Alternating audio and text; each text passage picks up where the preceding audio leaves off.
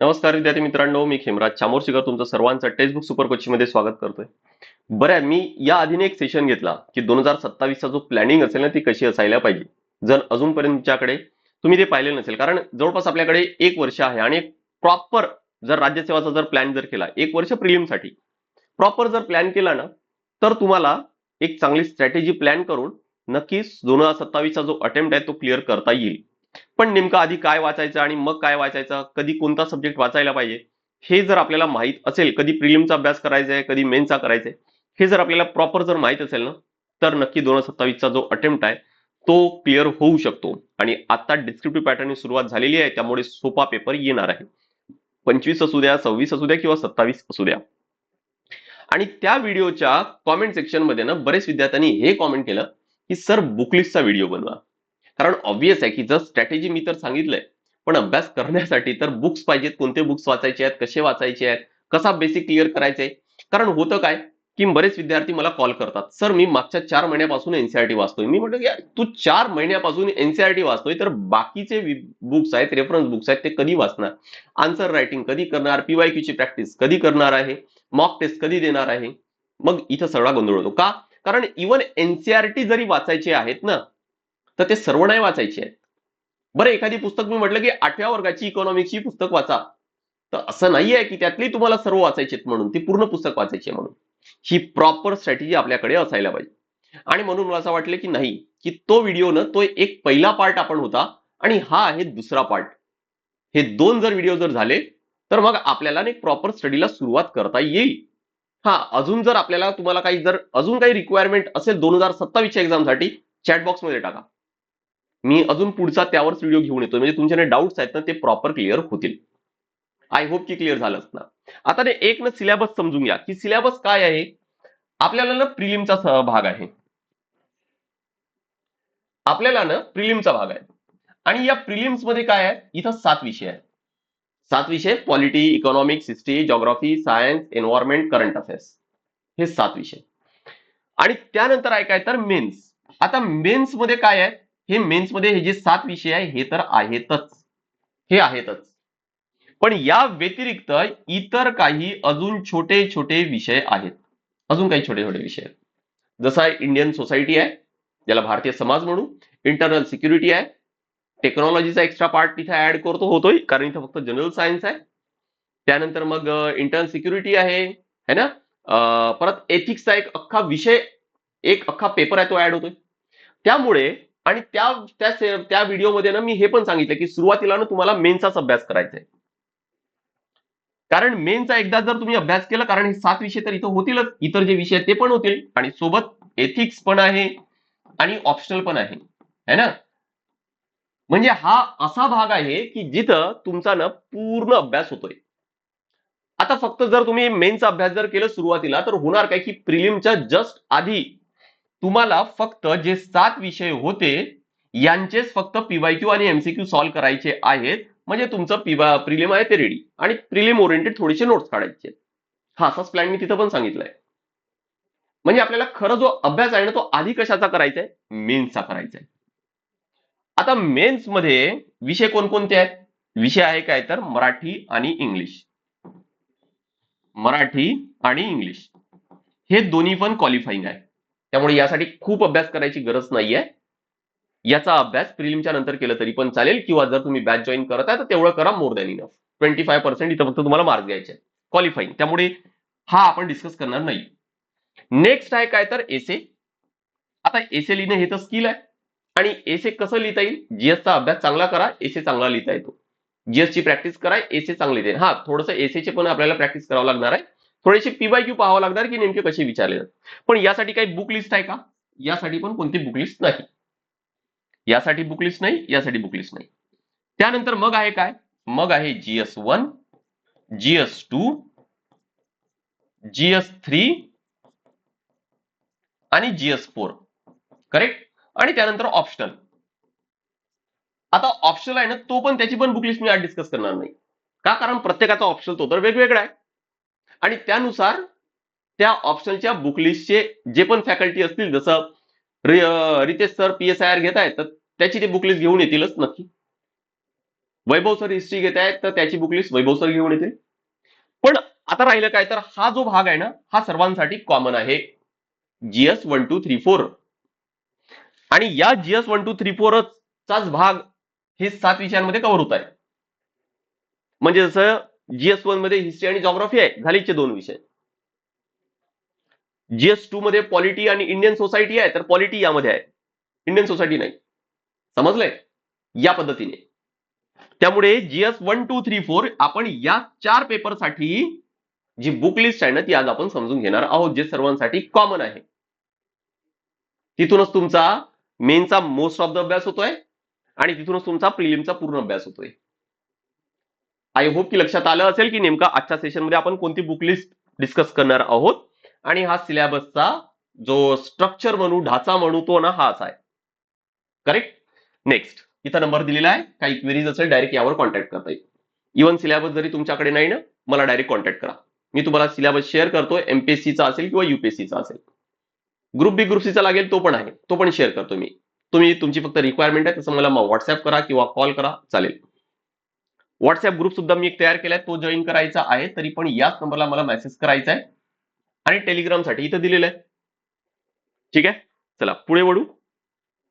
इंस्टाग्रामला तर तुम्हाला कनेक्ट व्हायचं आहे तर खेमराज चामोर्शीकर आहे, इथं पण मी रेग्युलर कंटेंट टाकत असतो. आणि इथे एक प्लेलिस्ट मिळेल जिथं तुम्हाला कंटेंट जे मी घेतोय ना ते सर्व तुम्हाला तिथून ऍक्सेस करता येईल. बघा, मी तुम्हाला म्हटलं की GS 1 2 3 4, तर सर्वात आधी घेऊ आपण GS 1. GS 1 मध्ये कोणकोणते सब्जेक्ट्स आहेत, तर GS 1 मध्ये मुख्यतः मेन जे 2 सब्जेक्ट्स आहेत, मुख्यतः जे 2 सब्जेक्ट आहेत ते आहेत काय, एक आहे हिस्ट्री आणि दुसरा आहे जॉग्राफी. हिस्ट्री आणि जॉग्राफी. हा, आणि एक छोटासा सब्जेक्ट आहे तो आहे काय तर आर्ट अँड कल्चर. एक छोटासा सब्जेक्ट तो आहे काय तर आर्ट अँड कल्चर. आता मी इथं बुक लिस्ट न मी पूर्ण सांगणार आहे, म्हणजे बेसिक साठी तुम्हाला NCERT अभ्यास करायचा आहे आणि त्यानंतर काय तर मग रेफरन्स बुक, तर आपण ते सर्वच डिस्कस करणार आहोत. हिस्ट्रीसाठी NCERT, आता हिस्ट्री म्हटलं तर एन्शियंट, मिडायवल आणि मॉडर्न आहे. तर मग एन्शियंट साठी ओल्ड NCERT RS शर्माची मराठीमध्ये ट्रान्सलेट झालेली आहे, के सागर यांनी केलेली आहे. मी तुम्हाला इथं काही सांगतोय की कोणकोणते मराठी ट्रान्सलेट झालेले आहेत, कारण आता सिलेबस UPSC सारखं झालंय ना. UPSC चे बुक्स हे बेस्ट आहेत, बरोबर, पण सर्व मराठीत नाही आहेत, काही ट्रान्सलेट झालेत आणि काही होतील. म्हणजे या वर्षभरात तर अजून जास्त आपल्याला बुक्स मराठीत पाहायला मिळतील. सो ही बुक मराठी ट्रान्सलेट झाली आहे, मस्ट आहे. नवीन NCERT 12व्या वर्गाची themes in Indian history part 1, आणि त्यामध्ये पण चॅप्टर 1 to 6 रीड करायचे. मिडायवल साठी ओल्ड NCERT सतीश चंद्राची मराठीमध्ये ट्रान्सलेट झालेली आहे, नवीन NCERT 7व्या वर्गाची. आणि मॉडर्न साठी ओल्ड NCERT बिपिन चंद्राची मराठीमध्ये के सागर प्रकाशननी ट्रान्सलेट केलेली आहे. नवीन NCERT 8व्या वर्गाची, त्या NCERTचं नाव आहे आरपास्ट. ठीक आहे, so this is for history. NCERT आहे बरं का, बेसिक साठी. एकदा बेसिक क्लिअर करा, रेफरन्स कडे बघा, फटाफट होतो मग. आणि आन्सर रायटिंग प्रॅक्टिस सायमल्टेनियसली सुरू करायचे. आर्ट अँड कल्चर 11व्या वर्गाची पुस्तक आहे, इंट्रोडक्शन टू इंडियन आर्ट. ठीक आहे. नेक्स्ट, आता GS 1 मध्ये जॉग्राफी पण आहे म्हटलं तुम्हाला मी, तर यामध्ये तुम्हाला अभ्यास करायचा आहे 11व्या वर्गाचं, 12व्या वर्गाची आणि 12व्या वर्गाची. 11व्या वर्गाची fundamentals of physical geography important, basics तुमचे जे फिजिकल जॉग्राफी आहे ना, बेसिक कॉन्सेप्ट चांगले इथून क्लिअर होतील. इंडियन फिजिकल एन्व्हायरमेंट ते एक अभ्यास करा, आणि इंडिया पीपल अँड इकॉनॉमी ते एक अभ्यास करायचे. हे 3 NCERT जॉग्राफीसाठी रीड करायचे. आता जर आपण रेफरन्स बुक कडे जर आलो, हे झाले NCERT चे बरं का. आता कुठे येणार आपण, रेफरन्स बुक कडे. रेफरन्स बुक साठी हिस्ट्री आणि आर्ट अँड कल्चर कोणतं आहे बघा, RS शर्मा प्राचीन भारत, बिपिन चंद्रा स्वातंत्र्य नंतरचा भारत, सतीश चंद्र मध्ययुगीन भारताचा इतिहास, नितीन सिंघानिया भारतीय कला आणि संस्कृती, म्हणजे आर्ट अँड कल्चरची बुक आहे. इथं दिले ना ऑलरेडी, हिस्ट्री आणि आर्ट अँड कल्चर पूर्ण इथे एकत्र आले. बिपिन चंद्र यांचा भारताचा स्वातंत्र्याचा संघर्ष मराठीत आहे. ठीक आहे, हे बुक्स. आता यात सर्व नाही अभ्यास करायचे. हा, आणि मला वाटतं की हिस्ट्रीसाठी बेटर कोण सांगतील तर वैभव सर. एकदा काय तुमचं NCERT जर फिक्स जर झालं तर फक्त एवढा प्रयत्न करा की प्रत्येक विषयाचे त्या फॅकल्टीला कॉन्टॅक्ट करायचे. ही फक्त लिस्ट रेडी करून ठेवून द्या. यातले तुम्हाला जसं मी 1 2 3 4 5 5 सांगितलं ना, तुम्हाला जवळपास 3 वगैरे अभ्यास करावा लागेल. का? कारण एन्शियंट, मिडायवल आणि मॉडर्न 3 तर आहेत ना, 3 भाग तर आहेत ना. त्यामुळे 3 तर अभ्यास करावे लागतीलच. पण बेटर आहे कोण सांगतील हे सांगतील त्या विषयाची फॅकल्टी. का? कारण त्यांनी परत परत परत परत मल्टिपल बुक्स अभ्यास केलेत. मी सायन्स शिकवतो, सायन्सचं तर मी बेस्ट सांगणार. पण एक लिस्ट आहे ना, ती रेडी करून ठेवून द्या. ठीक आहे. तसंही पाहिलं तर इथं प्राचीन भारत आहे, अभ्यास करायचा आहे. ही स्वातंत्र्यानंतरचा भारत आहे, अभ्यास करायचाच आहे. मध्ययुगीन भारत आहे, परत वेगळा भाग आहे, अभ्यास करायचाच आहे. आर्ट अँड कल्चर आहे आणि स्वातंत्र्याचा संघर्ष म्हणजे हा एन्शियंट आहे, हा मिडायवल आहे आणि हा मॉडर्न आहे, हा आफ्टर इंडिपेंडन्स आहे आणि आर्ट अँड कल्चर आहे. तसं पाहिलं तर तुम्हाला सर्वच अभ्यास करायचा आहे. पण बेस्ट डिसिजनसाठी एकदा फक्त त्या विषयाच्या फॅकल्टीला कॉन्टॅक्ट करायचे. ठीक आहे. नेक्स्ट, जॉग्राफीसाठी माजिद हुसेन आहे, भारताचा भूगोल मराठीत मिळेल. एक ऍटलस तुम्हाला सोबत ठेवायचा आहे. जॉग्राफी विदाऊट मॅप कधी शक्य नाही आहे. ब्लँक वाले मॅप आणि एक ऍटलस हा तुमच्याकडे असायला पाहिजे. ओरिएंट ब्लॅक हंसा घ्या. नेक्स्ट, प्रमाणपत्र भौतिक आणि मानवी भूगोल जिसिलिओ बेसिक साठी फिजिकल जॉग्राफी आहे. इथून तुमचं बेस्ट होईल. छोटी पुस्तक आहे, मस्त पुस्तक आहे. आणि माजिद हुसेन यांचं जागतिक भूगोल बघा, भारताचा भूगोल, जागतिक भूगोल, फिजिकल जॉग्राफी आणि काहीतरी एक ऍटलस. कम्प्लीट जॉग्राफी होईल तुमचं इथून. आणि भारतीय समाज, एनसीआरटी आणि क्लास नोट्स जे आपल्याला मिळतील. कारण छोटा भाग आहे. छोट्या भागासाठी बघा की जे छोटे छोटे एक्स्ट्रा भाग इथं मेन्समध्ये ऍड झालेत ना, यासाठी प्रयत्न करा की स्पेसिफिक कोणत्या नोट्सवर, कारण तो भाग फक्त मेन्सला आहे, खूप मोठा पण नाही आहे. ठीक आहे. त्यामुळे प्रयत्न करा की त्या कोणत्या तरी नोट्स मधून तुमचे कव्हर होतील म्हणून. बाकी जे मोठे मोठे विषय आहेत त्यासाठी तुम्हाला बुक्सचा नक्कीच अभ्यास करायचा आहे. ठीक आहे. नेक्स्ट येऊ आता जीएस2 वर. जीएस2 काय आहे आपल्याला? पॉलिटी. पॉलिटीसाठी एनसीआरटी कोणती रीड करायची आहे? 9 ते 12व्या वर्गाची. त्यानंतर पॉलिटीसाठी बुक्स आहे काय? जनरली आपण एम लक्ष्मीकांत वाचतो, भारतीय राजकारण. मराठीमध्ये आता ट्रान्सलेटेड आपल्याला मिळत आहे, बेस्ट आहे ना. एम लक्ष्मीकांतच वाचायचं आहे. त्यानंतर मग आहे काय तर डीडी बसू यांची एक बुक येते, ती पण एक वाचायची. इंटरनॅशनल रिलेशनसाठी पुष्पेश पंत यांची पुस्तक आहे, आंतरराष्ट्रीय संबंध, ते रीड करायचं आहे. तर तुमचा जो जीएस2 चा भाग आहे ना, तो इथं मुख्यतः काय तर कव्हर होईल. आता जीएस2 मध्ये ना मल्टिपल फॅक्टर्स नाहीये, मल्टिपल टॉपिक नाहीये. मेन काय तर तिथं पॉलिटिक्स आहे. ठीक आहे. पण जीएस3 न एक्झॅक्टली त्या अपोजिट आहे. जीएस3 मध्ये जवळपास 5 घटक आहेत. इकॉनॉमिक्स आहे, ऍग्रिकल्चर त्या संबंधितच आहे, पण ऍग्रिकल्चर आपण कन्सिडर करू. इंटरनल सिक्युरिटी आहे, सायन्स अँड टेक्नॉलॉजी आहे आणि अजून एन्व्हायरमेंट आहे. 5 घटक आहेत. करेक्ट. या प्रत्येकासाठी तुम्हाला वेगवेगळा अभ्यास करावा लागणार आहे. आता जनरली जीएस3 म्हटलं तर बरेच विद्यार्थी फक्त इकॉनॉमिक्सच कन्सिडर करतात, पण तसं नाही आहे. आणि जे तुम्हाला म्हटलं ना 5 घटक, इकॉनॉमिक्स जरी मोठा घटक असला तरी पण प्रश्नांची संख्या मोरऑरलेस तेवढीच आहे जेवढी इतर घटकांवर आहे. पण अभ्यास खूप जास्त करायचा आहे इकॉनॉमिक्ससाठी. त्यामुळे ना जीएस3 साठी बेस्ट स्ट्रॅटेजी सांगतो की इतर घटक जे छोटे छोटे आहेत, प्रश्न तेवढेच विचारले तर अभ्यास करणं परवडतं, ते त्यावर पण तेवढाच भर द्या. ठीक आहे. बघा, इकॉनॉमिक्स साठी 11व्या वर्गाची एनसीआरटी आणि 12व्या वर्गाची एनसीआरटी. 11व्या वर्गाची एनसीआरटी इंडियन इकॉनॉमिक डेव्हलपमेंट आणि 12व्या वर्गाची काय तर मॅक्रो इकॉनॉमिक्स, हे वाचायचे आहेत. सायन्स टेक्नॉलॉजीसाठी सांगतोय मी तुम्हाला, आता बेस्ट सांगतोय, थोडंसं जास्त वेळ कदाचित घेणार. सायन्स अँड टेक्नॉलॉजीसाठी आता थोडंसं ना एमपीएससी आणि युपीएससीचा सायन्स टेक वेगवेगळा आहे. युपीएससी मध्ये सायन्स अँड टेक्नॉलॉजी मुख्यतः प्रिलिम मध्ये पण टेक्नॉलॉजीवर करंट अफेअर्स ओरिएंटेड प्रश्न विचारतात, मेन्स मध्ये सुद्धा. पण एमपीएससी मध्ये प्रिलिम मध्ये general science, physics, chemistry, biology त्यावर प्रश्न विचारतात आणि मेन्स मध्ये टेक्नॉलॉजीवर.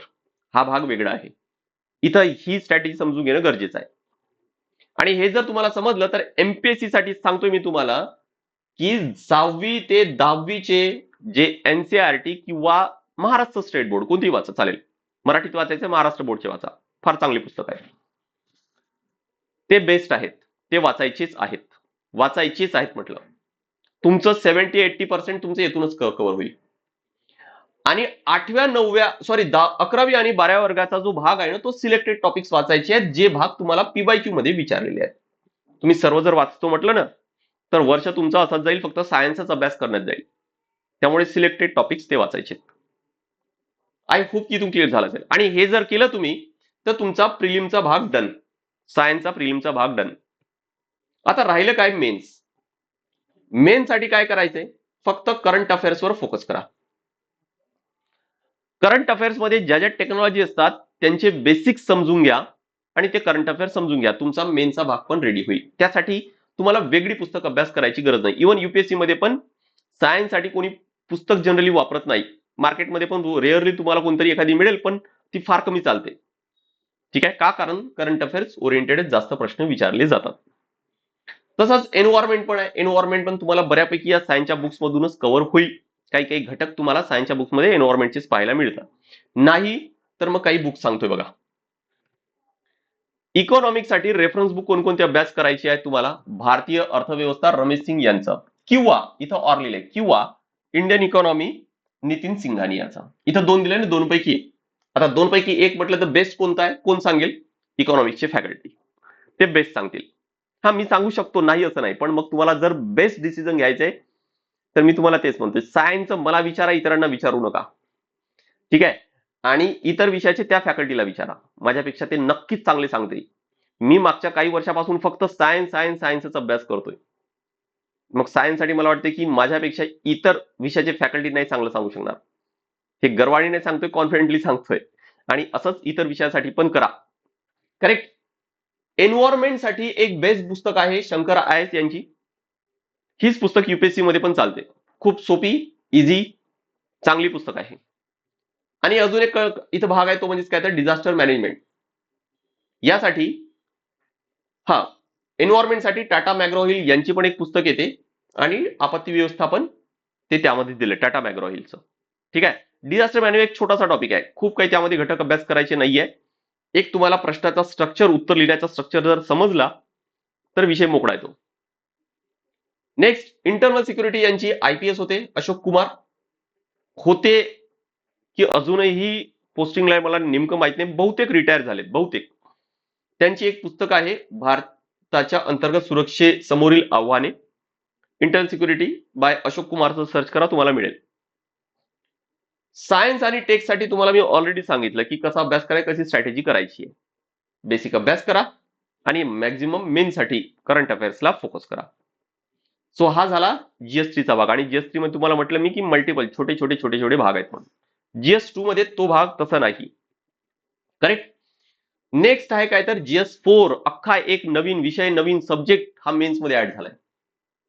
प्रिलिमला अजिबात याचा काहीच नाही, एथिक्सचा ई पण नाही, अख्खा भाग. आणि एक वेगळा पेपरच 250 मार्क सरसकट. त्यामुळे मेन्स मध्ये तुम्हाला सांगतोय, एसे, एथिक्स आणि ऑप्शनल, हे तीन जे सब्जेक्ट आहेत, तीन जे पेपर आहेत, ते खरं तर विद्यार्थ्यांच्या कट ऑफ आहे ना तो डिसाईड करणार आहे, किंवा कोणाची रँक जास्त येईल, कोणाची चांगली येईल आणि कोणाची खाली येणार नाही, हे डिसाईड करायचे तीन विषय मेन्स मध्ये. परत रिपीट करतो मी, एसे, एथिक्स आणि ऑप्शनल. कारण बाकीचा जो भाग आहे ना, जीएस 1, 2, 3, 4 हा सर्वांसाठी सारखाच आहे. आणि सर्वजण त्यामध्ये मोरॉरलेस सारखेच मार्क्स देतात. कोणी कमी असतील, कोणी जीएस4 मध्ये जास्त मिळेल, तर कोणी जीएस2 मध्ये घेईल. पण सगळ्यांचं कॉम्बिनेशन करा तर एकाच रेंजमध्ये मार्क्स तुम्हाला पाहायला मिळतील. मग जे जास्त मार्क्स मिळतात ते कुठे मिळतात? ते या विषयांमध्ये. त्यामुळे या विषयाला चांगला अभ्यास करायचा. जीएस4. आता जीएस4 एथिक्स अख्खा विषय आहे. त्यासाठी पुस्तक आहे नीतिशास्त्र, सचोटी आणि नैसर्गिक कल, अर्पणा दीक्षित आणि सुश्रुत रवीश यांचं मराठीत पुस्तक आहे. मराठीत आहे, लक्षात ठेवा. नाही तर सुब्बाराव पी.एन. रॉय चौधरी यांची नागरी सेवा मुख्य परीक्षेसाठी नैतिकता, सचोटी आणि योग्यता. आय डाऊट की हे मराठीमध्ये असेल, बहुतेक इंग्लिशमध्ये असेल, पण पहिली पुस्तक तुम्हाला मराठीत मिळत आहे. हा, बेस्ट पुस्तक मला वाटतं की बेस्ट पुस्तक जर तुम्हाला तर इंग्लिशमध्येच मिळेल, जे युपीएससी साठी जनरली वापरल्या जात आहे. मराठीमध्ये अजून थोड्या चांगल्या पुस्तका काही दिवसानंतर येतीलही. आय होप की हे क्लिअर झालं असेल की नेमके कोणते पुस्तक अभ्यास करायचा आहे, आणि इथून थोडीफार एक आयडिया पण आली असेल की प्रीसाठी कसा आणि मेनसाठी कसा अभ्यास करायचा आहे. मेनसाठीचा अभ्यास केला की प्रीचा अभ्यास होतो. करेक्ट. फक्त एक स्ट्रॅटेजीची गरज असते, आणि ती स्ट्रॅटेजीसाठी मी एक वेगळा सेशन ऑलरेडी घेतलेला आहे याआधी. ठीक आहे. चला, बाकी काही डाऊट्स असेल तर माझा नंबर मी इथं तुम्हाला शेअर करतोय बघा. हा बघा, इथं मी माझा नंबर दिलेला आहे 8793382448. यावर डायरेक्ट कॉन्टॅक्ट करता येईल. आता जरी अभ्यासाला सुरुवात करत आहे आणि तुमच्याकडे सिलेबस जरी नाहीये तरी पण माझ्या याच नंबरला कॉन्टॅक्ट करा. यासोबतच जर तुम्हाला बॅच जॉईन करायची आहे तरी पण सेम नंबरला कॉन्टॅक्ट करायचा आहे. व्हॉट्सअप ग्रुप जरी जॉईन करायचा असेल तरी पण तुम्हाला याच नंबरला कॉन्टॅक्ट करायचे. ठीक आहे. बॅच आपल्याकडे स्वराज्य बॅच आहे.